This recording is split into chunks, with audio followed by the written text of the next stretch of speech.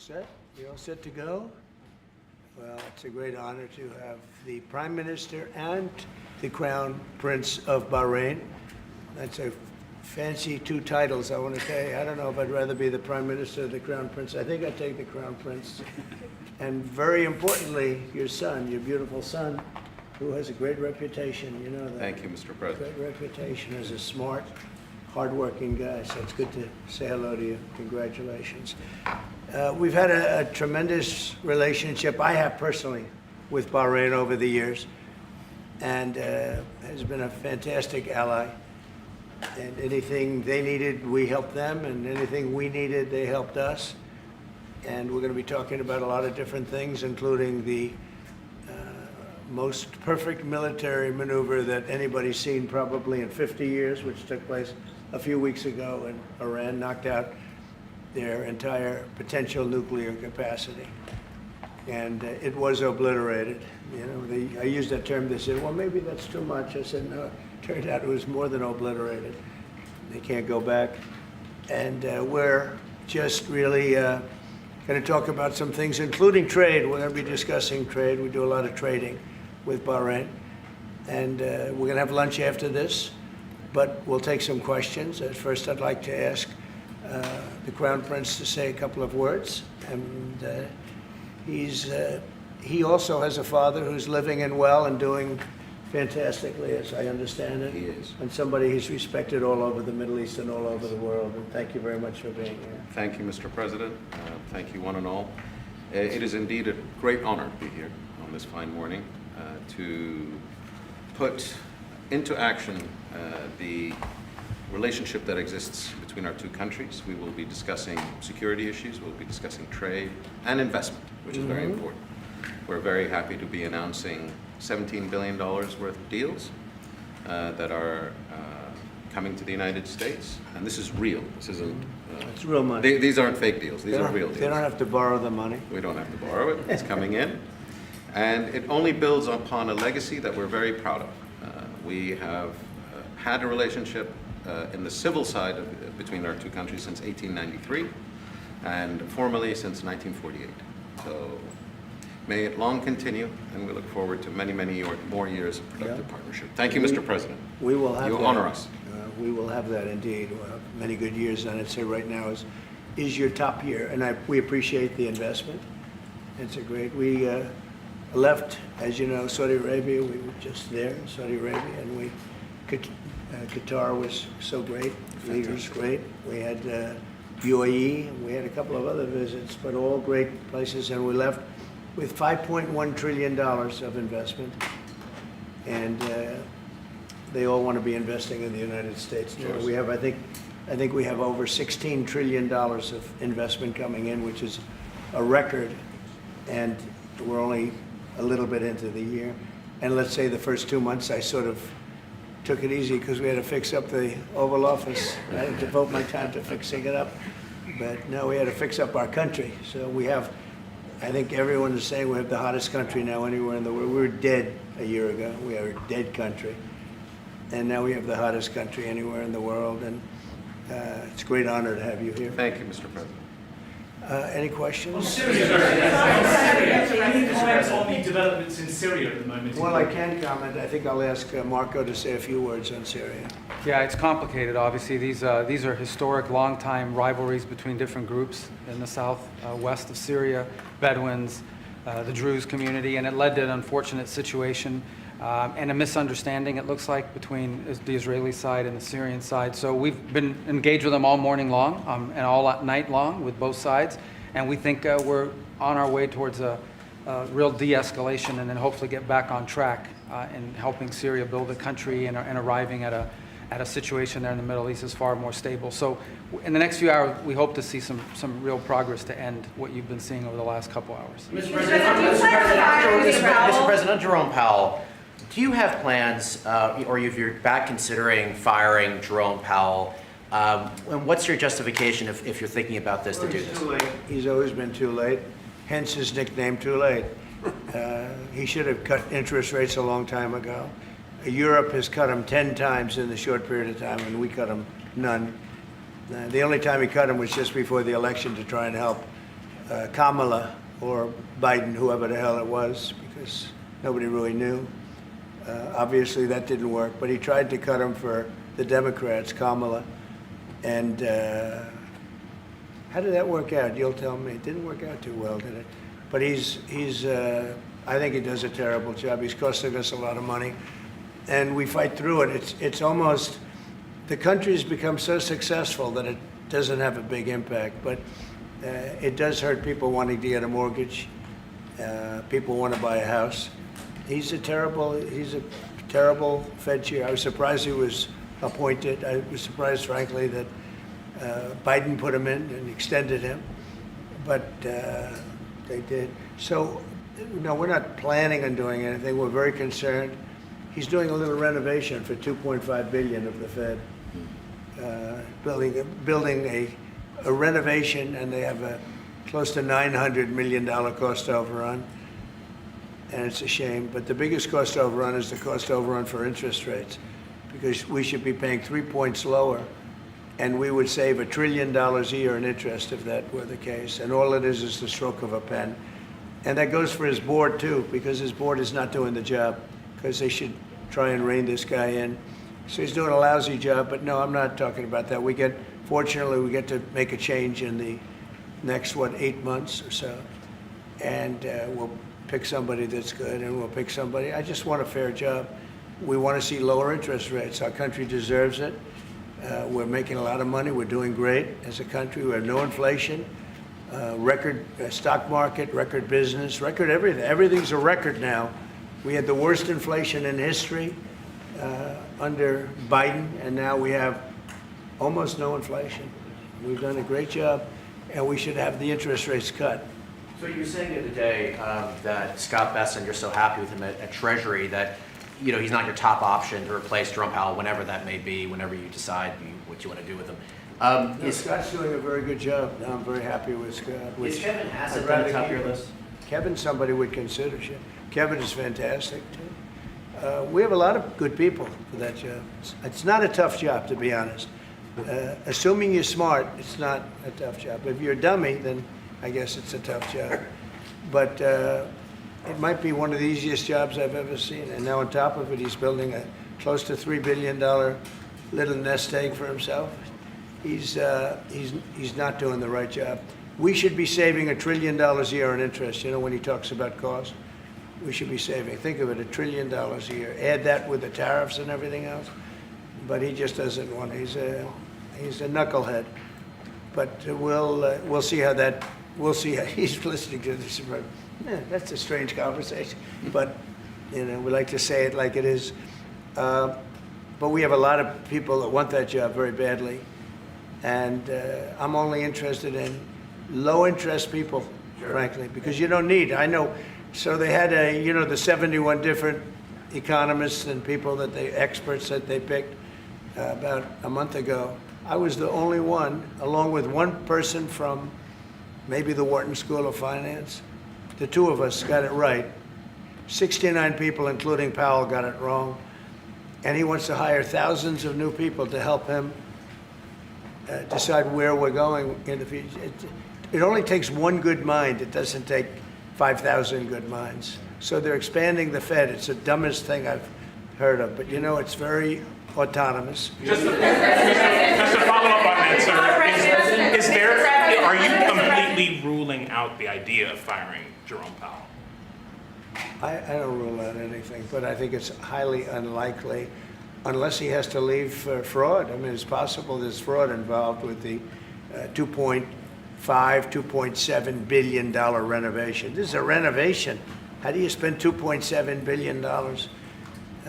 And he didn't have proper clearance, et cetera, et cetera. So that's going on. So, there could be something to that, but I think he's not doing a good job. He's got a very easy job to do. You know what he has to do? Lower interest rates. Have you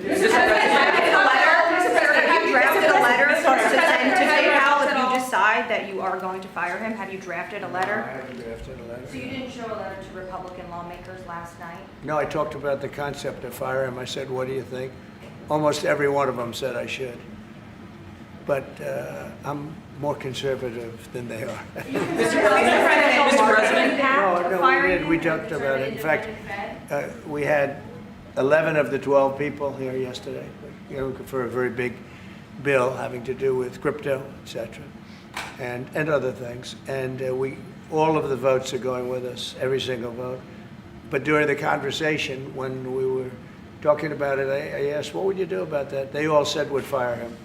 Mr. President, Mr. President. thank you for taking the question, sir. You were in Pennsylvania yesterday. You unveiled $92 billion worth of investments.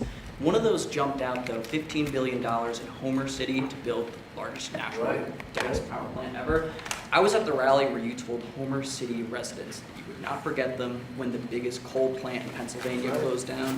You delivered for them yesterday. What message do you have to those residents? Well, I'm happy. Homer City, I was there and I said, I'm going to produce something, I don't know what, because they had shut down this massive coal plant, one of the biggest in the country. And it was just purchased by the gentleman that you met yesterday, very substantial man. I don't know if he's maybe not as substantial as you, I'm not sure. But he's pretty substantial, you know who I'm talking about.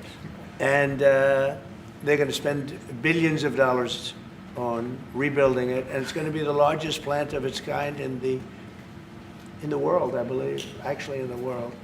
And it's going to be great. So we really fulfilled that promise to Homer City. But it's to Pennsylvania, basically. I won Pennsylvania, and very conclusively won Pennsylvania. So I owe them a big debt of gratitude. But thank you for bringing that up. We raised 92. It's actually going over 100. So it'll be over $100 billion to be invested in Pennsylvania. It was Pennsylvania Energy Project. So we had, everybody was there. Larry Fink was there. I mean, everybody was there and done a great job. The senator did a great job.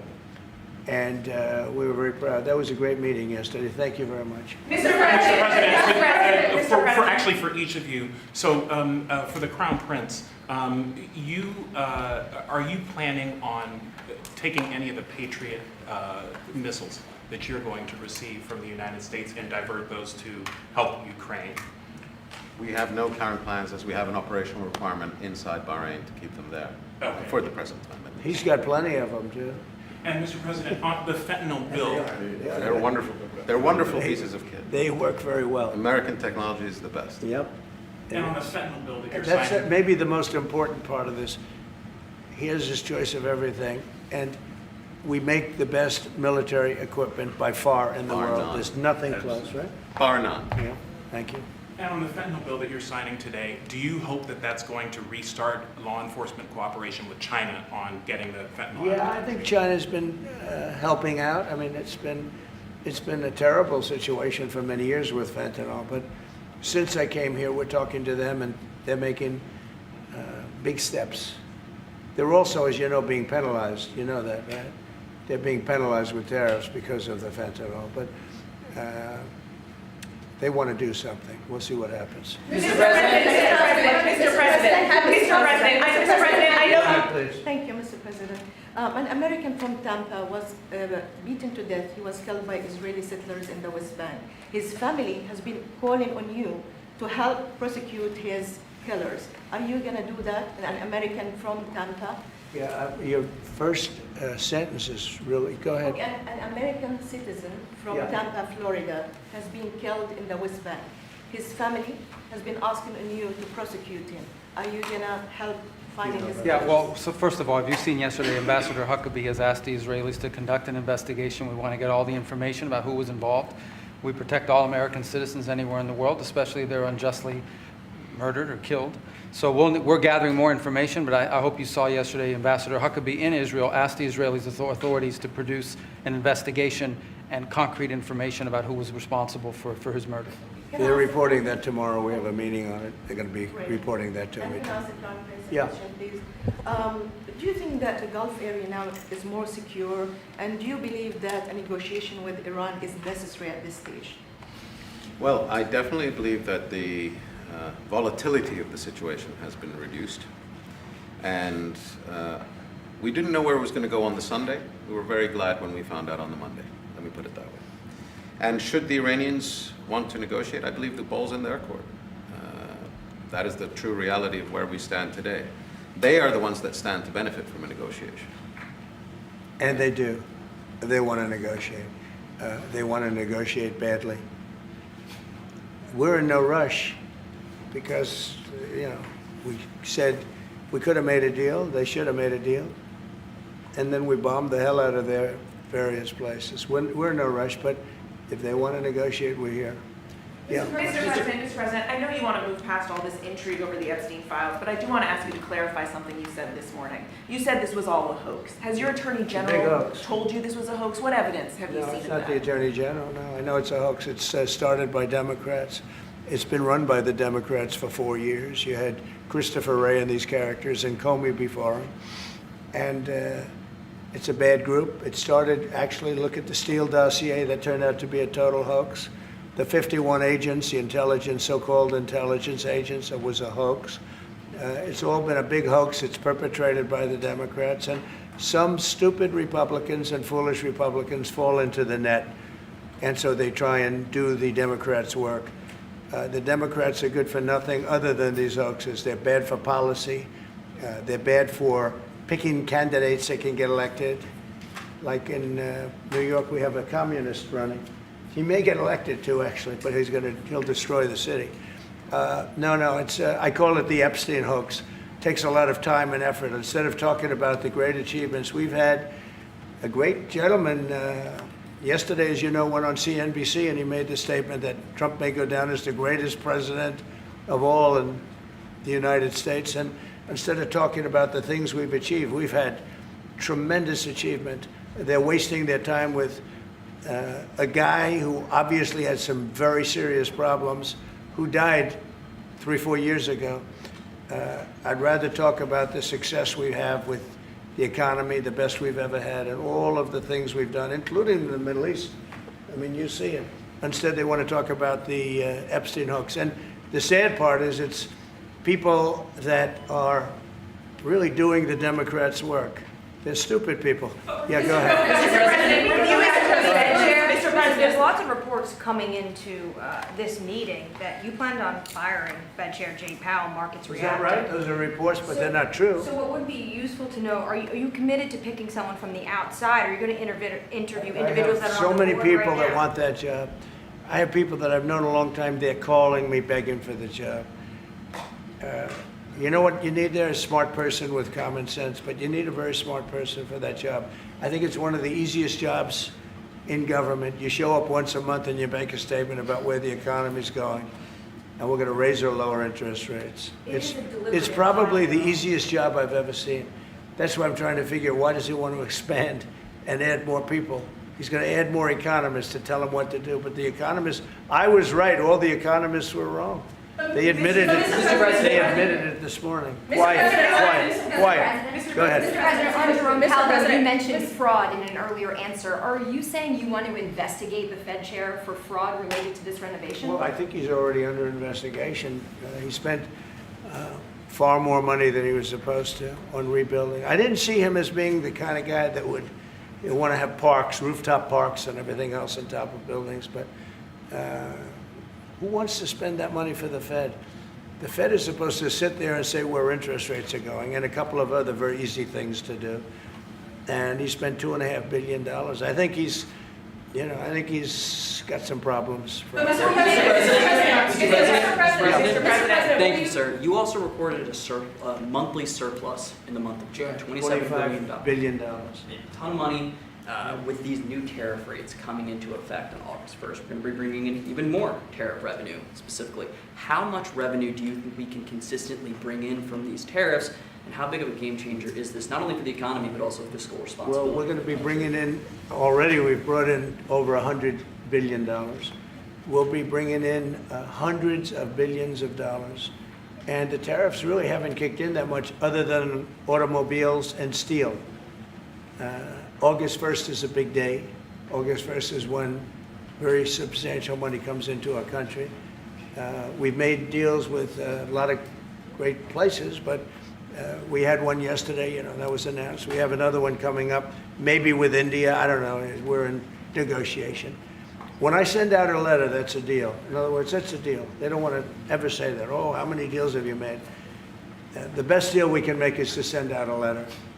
and the letter says that you'll pay 30%, 35%, 25%, 20%, in one case 50%, Brazil, and because what they're doing to their former president is disgraceful.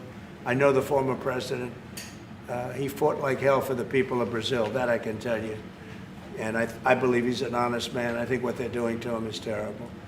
So, yeah, we have some pretty good deals to announce, but every time we send out a letter, that's the deal. The big one really is going to be on the 150 countries that we're really not negotiating with, and they're smaller. We don't do much business with them. Because you have a lot of countries, you have over 200 countries, and a lot of people don't know this, but we'll have well over 150 countries that we're just going to send a notice of payment out, and the notice of payment is going to say what the tariff, and it's all going to be the same for everyone, for that group. They don't, they're not big countries, and they don't do that much business. It's not like the ones that we've agreed with, like China, like Japan, where we're negotiating with them, but I think probably we'll live by the letter with Japan. We're very close to a deal with India where they open it up. Indonesia yesterday it wasn't an open country, now it is. And they have tremendous copper, quality copper, and probably the most copper. And we made a deal with Indonesia. We pay no tariff, zero, and we have total access to trade. That's a phenomenal deal for our companies. And we've agreed with them, as you know, on 19%. They pay 19%. And it's a good deal for them, and it's a good deal for us in that case. But we have a number of them coming up. But overall, we're doing well, and we're taking in a lot of money, a lot of money. We have the number one, we have the most oil of any country in the world, even more than them, which is hard to believe. But we have a little larger piece of land, right? We do, sir. But May well be so. we're number one in the world in oil, and we're drilling, and today it hit $64 a barrel, which is great, and that'll help stop wars, actually. If you want to know the truth, it's going to help stop wars, and we hope to get it down a little bit more. But we have oil down to $2, $2.25, $2.50 in numerous states. We hit one at $1.98 a gallon, and that's a great thing. That's one of the reasons that inflation's in check. When you can do that, you stop the inflation. What Biden did is he ended our policies, went to his policies. He doesn't have a policy. Some lunatic around the desk had a policy. Whoever operated the auto pen had a policy, which is, by the way, I think the biggest scandal. That's the scandal they should be talking about, not Jeffrey Epstein. The scandal you should be talking about is the auto pen, because I think it's the biggest scandal, one of them in American history. So the economy is doing really well, and people are seeing it. Yeah. Will you ask Attorney General Pam Bondi to release more documents to finally put this controversy to bed? Yeah, whatever's credible, she can release. If a document is credible, if a document's there that is credible, she can release. I think it's good. But it's just a subject. He's dead. He's gone, and all it is the Republicans. Certain Republicans got duped by the Democrats, and they're following a Democrat playbook. And no different than Russia, and all the other hoaxes. They're started by the Democrats, and some Republicans. In this case, I was surprised, but they got duped. But have you talked about it with her the last witness? President, first of all, your high-ranking officials, whether it's been your FBI director or Pam Bondi, they have made some inconsistent statements in the past. You've had. Well, I don't know. I can't speak about him, but I can say that Pam Bondi, I really think that she's done very good. She says, I gave you all the credible information. And if she finds any more credible information, she'll give that too. What more can she do than that? I mean, honestly, what more can she do?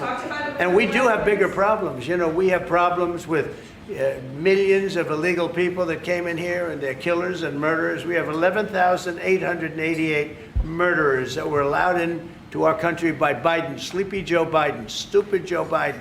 He allowed him into our country. And you know what? We got to do something about it. She's got a lot of things she's working on.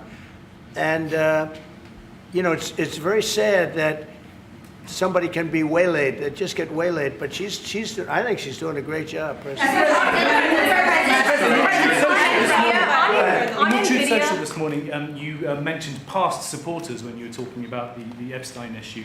Does that mean that you're effectively disowning any supporters who are now I calling? lost a lot of faith in certain people, yeah, I lost, because they got duped by the Democrats. The Democrats are good for nothing. They've done a terrible job. They almost destroyed our country. If I didn't get elected, all these numbers you're hearing about, they found $25 billion and another 25 is coming in and hundreds of billions of dollars is pouring into our country.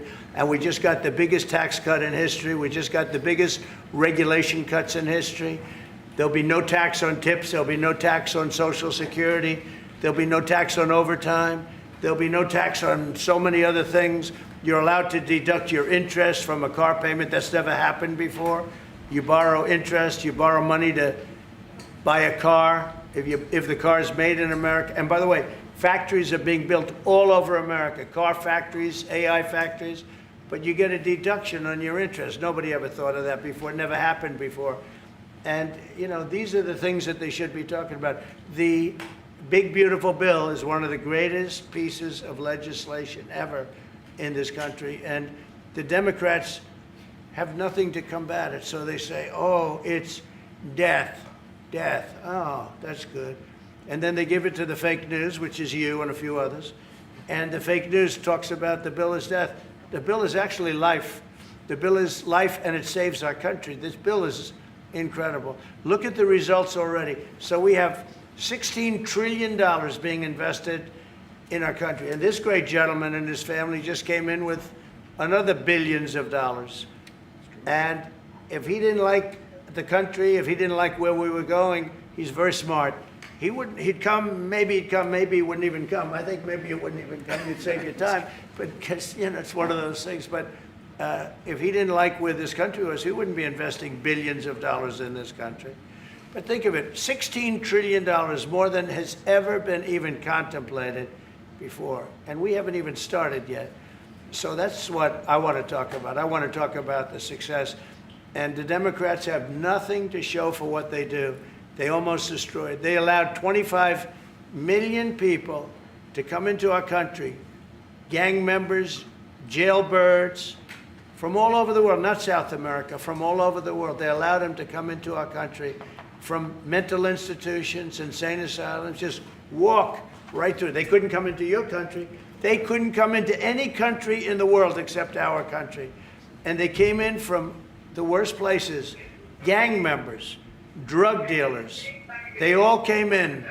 Turn it off, please. They all came in.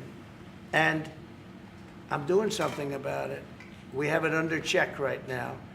We got rid of a lot of the murderers already. Some of them we put in our prisons because they're so bad we don't want to take a chance in putting them in a foreign prison, have them come back. But we've done a great job. Our country's in great shape. We literally have the hottest country anywhere in the world right now.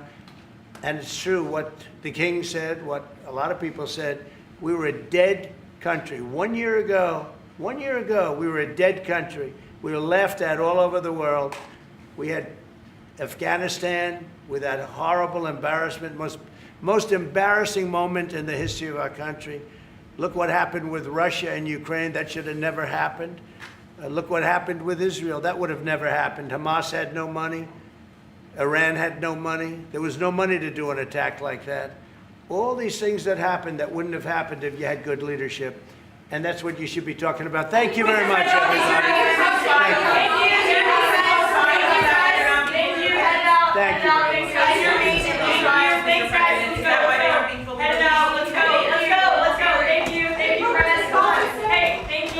Thank you. Thank you, press. Thank you, press. It's another day in paradise. Thank you, Mr. President. Thank you, press. Thank you.